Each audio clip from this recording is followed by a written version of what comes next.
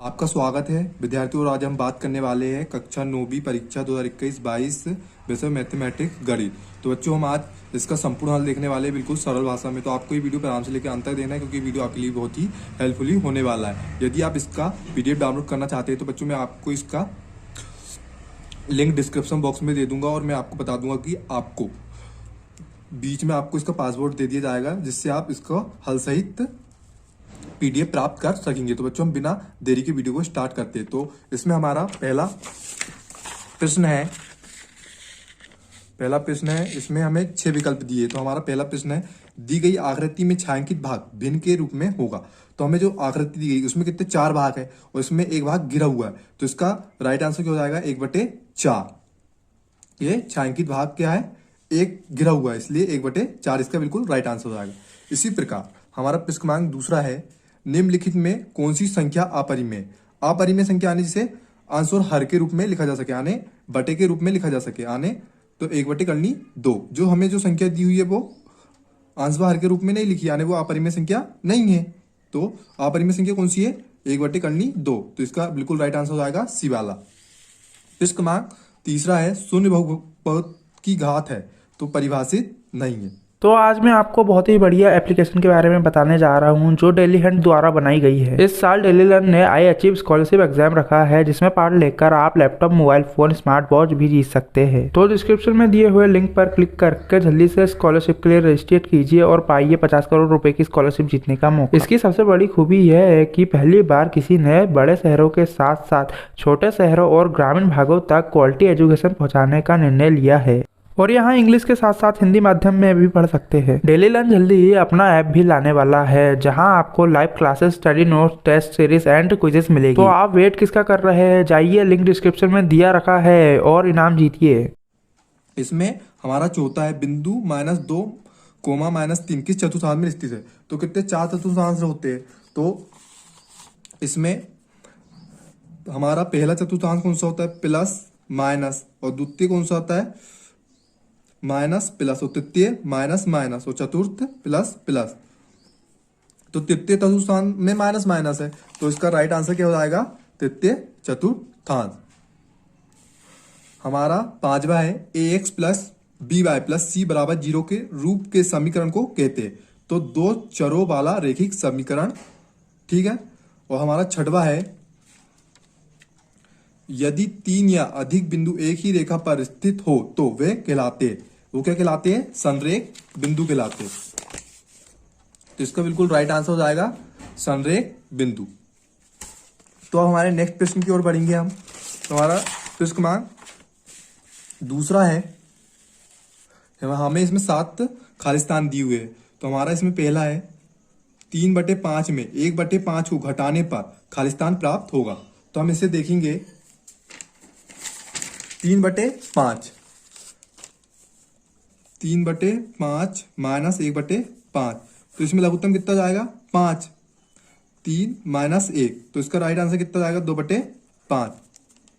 आपका बिल्कुल right answer हो जाएगा। इसी प्रकार हमारा नेक्स्ट है, एक मोटरसाइकिल की कीमत साइकिल की कीमत की 10 गुना, आने की मोटरसाइकिल की कीमत 10 रुपए है तो साइकिल की कीमत कितनी होगी?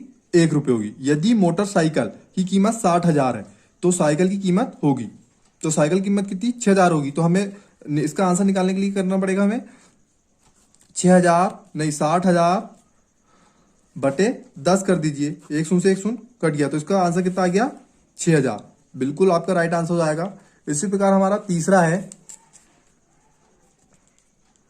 संख्या r को परिमेय संख्या कहा जाता है यदि P/Q के रूप में लिखा जा सकता है। यहाँ P/Q पूर्णांक है और Q 0 के बराबर नहीं है। चौथा है, बहुपद में चर की घात सदैव पूर्णांक संख्या होती है, यानी बहुपद में चर की घात सदैव क्या होती है? पूर्णांक संख्या।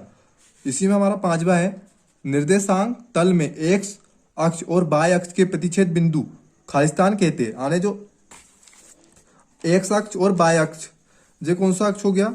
x अक्ष और जे y अक्ष। जो बिंदु काटता है हमें उसे क्या? मूल बिंदु कहते हैं। और इसके निर्देशांक क्या होता है? 0,0। तो इसे क्या कहेंगे? मूल बिंदु कहते हैं। इसी प्रकार छठवा है, 2 चरों वाले रैखिक समीकरण का आलेख सरल रेखा होता है। और सातवां है, जब दो किरणें एक ही अंत बिंदु से प्रारंभ होती है तो एक कोण बनाती है। तो हमारा नेक्स्ट क्वेश्चन है प्रश्न क्रमांक तीसरा, सही जोड़ी मिलाइए। तो इसमें हमें पहला दिया हुआ है 0.45 प्लस 2.5। तो हम इसे जोड़ेंगे तो क्या आएगा, देखते हैं बच्चों। चलो देखो, 0.45 प्लस 0.25, तो 5 5 10, 10 का 0 हाथ गए 1, 4 2 6 और 1 7 0। तो इसका कितना 70 राइट आंसर आएगा। ठीक है, 0.70, तो बिल्कुल राइट आंसर। और हमारा दूसरा है -4 गुणित -2.5। तो हम इसमें 4 का गुणा करेंगे, 4 पंचे 20, 20 का 0 हाथ गए 2, 4 दूनी 8, 8 और 2 10। तो इसका राइट आंसर कितना आएगा 10। ठीक है, इसी प्रकार हमारा प्रश्न क्रमांक तीसरा है 42.64 प्लस 0.36। तो हम इसे जोड़ेंगे बच्चों, जैसे हमने पहले जोड़े थे उसी प्रकार हमें जोड़ना है। तो इसका आंसर कितना जाएगा 43। ठीक है, -18/25। तो 18 में 25 का भाग देंगे कितना आएगा 0.72। ठीक है, इसी प्रकार हम 504/-18 में भाग देंगे कितना आएगा -28। इधर माइनस है इसलिए माइनस का 28 आएगा। हम इसी प्रकार हमारे नेक्स्ट प्रश्न की ओर बढ़ते हैं।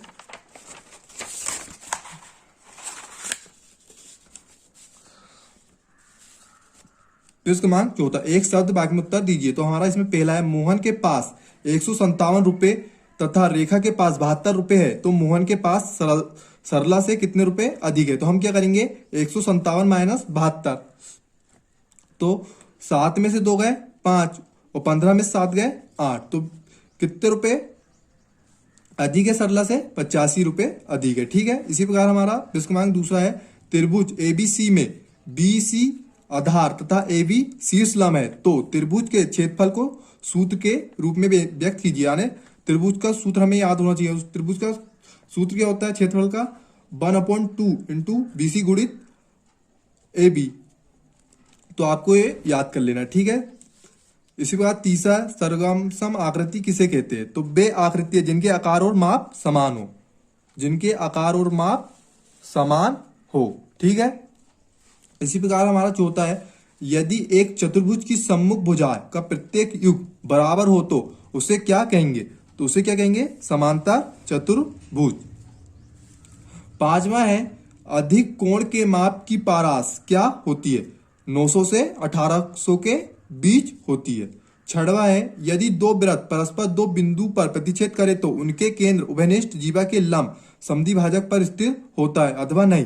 तो स्थिर होता है। सातवां है, एक शंकु की ऊंचाई एवं तृतीयक ऊंचाई क्रमशः 12 सेंटीमीटर और 13 सेंटीमीटर है, तो इसके आधार की तृतीयक क्या होगी। तो देखो हमें इसके लिए पाइथागोरस प्रमेय का सूत्र मालूम है। तो पाइथागोरस प्रमेय का सूत्र क्या होता है, कर्ण का व्यवहार और लंब का व्यवधान आधार का। तो हमें इसमें क्या कर्ण का मान ज्ञात करना है। ठीक है, तो 12 का वर्ग क्या होता है 144 और 13 को 169। ठीक है, तो 144 माइनस 169 तो क्या 25 आएगा, और 25 का वर्ग क्या होता है 5 सेंटीमीटर। तो इसकी 5 सेंटीमीटर इसका बिल्कुल राइट आंसर हो जाएगा। तो हम हमारे नेक्स्ट प्रश्न की ओर बढ़ेंगे। तो हमारा प्रश्न क्रमांक 5वां, सत्य और असत्य वाक्य की पहचान करना। तो हमारा इसमें पहला है, किसी घटना के घटाने की प्रायिकता एक से अधिक नहीं हो सकती, यह बिल्कुल सत्य वाक्य है। और दूसरा है, अधिकतम बारंबारता वाले प्रेक्षण को बहुलक कहा जाता है, यह सत्य है। और तीसरा है, अर्धगोले के पृष्ठीय क्षेत्रफल और संपूर्ण पृष्ठीय क्षेत्रफल में अनुपात 2:3 होता है, यह भी सत्य है। और चौथा है, विषम बाहु त्रिभुज के क्षेत्रफल का सूत्र S इंटू कोष्टक में A से SB S माइनस C होता है, जहां ABC त्रिभुज की भुजाएं तथा S अर्थ परिमाप है, यह एक असत्य वाक्य है। इसी में हमारा 5वां है, केंद्र और वृत्त पर किसी बिंदु से मिलाने वाला रेखाखंड वृत्त की त्रिज्या होती है, यह बिल्कुल सत्य वाक्य है।